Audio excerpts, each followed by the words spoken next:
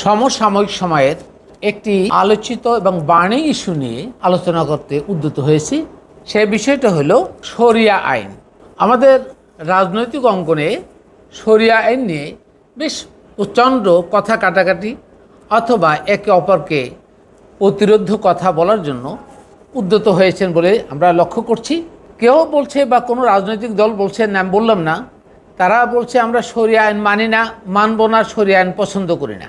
আবার ইসলামী ঘরানার বেশ কিছু আলেমগণ দেখতেছি তারা বলছেন শরিয়া আইন যারা মানে না তারা মুসলিম হতে পারে না, তারা কাফের। তাহলে প্রত্যেকটা মানুষের আগে জানা উচিত শরিয়া আইন কি। যদি না জানে তাহলে শরিয়া আইনটিয়া যে ফয়সালা হবে এটাও তো ঠিক হবে না, তারাও জানতে পারবে না। সাধারণ মানুষ এখানে অনেক না জানার ভান করছে অথবা শেখার চেষ্টাও করছে না, বা তাদের কাছে শেখার মতো সেই রকম কোনো তথ্য উপত্য নেই। শরিয়া আইন বলতে বোঝানো হয় ইসলামী শরিয়া ভিত্তিক আইন। এখন এর সংজ্ঞা কী? শরিয়া আইন হলো কোরআন, যা আল্লাহর পক্ষ থেকে নাজিল হয়েছে সেই বাণী, হাদিস, নবী বা রসুলের নাম দিয়ে মানব রচিত বাণী, ইজমা, মুসলিম আলেমদের সর্বসম্মত সিদ্ধান্ত, ও কিয়াস হলো তুলনামূলক বিশ্লেষণের ভিত্তিতে পরিণত আইন ব্যবস্থা, যা মুসলিমদের ব্যক্তিগত, সামাজিক, অর্থনৈতিক, রাজনৈতিক, রাষ্ট্রীয়, নৈতিক জীবনকে পরিচালনা করার জন্য ব্যবহার করা হয়। সেই আইনটাকে বলা হচ্ছে শরিয়া আইন। শরিয়া আইনের ক্ষেত্রে কোন কোন 6টা ক্ষেত্র আরোপ করা হয় সেটা যদি বলি, 1 নম্বর ইবাদত। ইবাদতের ক্ষেত্রে ইবাদতের বিধান কি হবে সেটা শরিয়া আইন থেকে প্রকাশিত করা হয়। তার মধ্যে আছে সালাত বা নামাজ, রোজা, জাকাত, হজ ইত্যাদি। আর 2 নম্বর মুআমালাত, লেনদেন, সামাজিক ও অর্থনৈতিক বিধান, এটাকে হচ্ছে মুআমালাত। এর সাথে বিয়ে, তালাক, তারপরে ব্যবসা বাণিজ্য, ঋণ ইত্যাদি। 3 নম্বর আছে উকুবাদ, দণ্ডবিধান, অপরাধের শাস্তি কি হবে, চুরি, হত্যা, মিথ্যা অপবাদ ইত্যাদি শাস্তি কি হবে, এগুলোকেও শরিয়া আইনের মধ্যে একটা পর্বে ধরা হয়েছে। এরপর সে আখলাক বা নৈতিকতা, আচরণ ও চারিত্রিক নির্দেশনা। এই শরিয়া আইনটাকে বলা হচ্ছে যে এইগুলো যারা না মানবে তারা ইসলাম অথবা মুসলিম থেকে খারিজ হয়ে যাবে, তারা কাফির হয়ে যাবে। এবার দেখুন, প্রথম আসেন সংজ্ঞায়। শরিয়া আইন যেটা বলেছি যে কোরআনের সাথে আল্লাহর বিধানের সাথে আপনি নবী বা রসুলের নাম দিয়ে হাদিস, ইজমা, কিয়াস এগুলো মিলেয়া আপনি মানে এটা শরিয়া আইন। তাহলে কোরআনের সাথে এই যে হাদিস, ইজমা, কিয়াস এগুলো মিলানোর অনুমতি কে দিয়েছে? আল্লাহ কি আপনাকে দিয়েছে? অথবা কোনো মানুষ কি মানুষের আইন প্রয়োগ করতে পারে? নাকি আল্লাহর আইন মানুষের জন্য বাস্তবায়ন হতে হবে? তাহলে হবে কোরআনের আইন, শরিয়া আইন না, মানবের জন্য প্রযোজ্য হবে কোরআনের আইন। এরপরে শরিয়া আইনের যে বাকি ক্ষেত্রগুলো বললাম, প্রতিটা ক্ষেত্রে আপনি কোরআনের আইন অনুসরণ করবেন। এখন অনেকেই বলে থাকেন যে আমরা যে নামাজ পড়ি, নামাজের যে নিয়ম কানুন বা অন্য আইনের নিয়ম কানুন এগুলো তো এত বিশদ বিশ্লেষণ কোরআনে নেই, তাহলে আমরা কোরআন অনুসরণ করব কীভাবে? How to implement based on the Quran. দেখুন, কোরআন যা বলেছে ওইটা হলো আপনার মৌলিক বিধান, fundamental issue, you have to follow that on at any cost. আর কোরআনের বাইরে যেটা আছে non fundamental issue, you do not have to do ইট।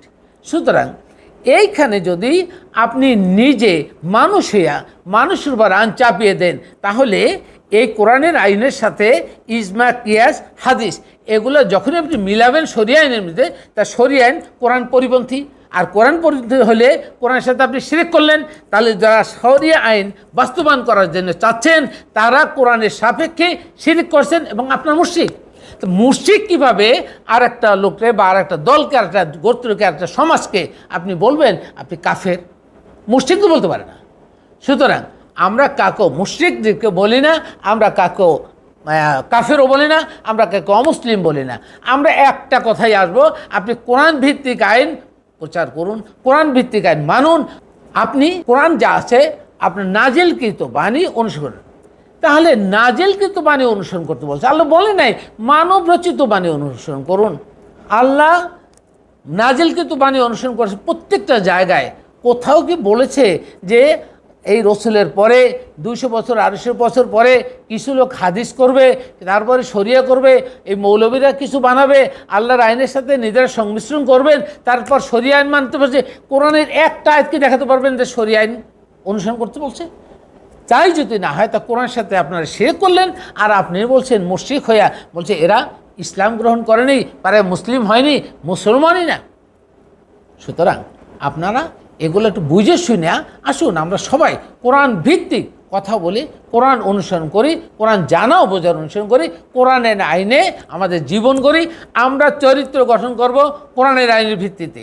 রসুল কখনোই কোরআনের আইন বাইরে যায়নি এবং কখনো কোরআনের আইন বাইরে যেতেই পারে না। কোনো রসুল কখনোই এটা করেনি।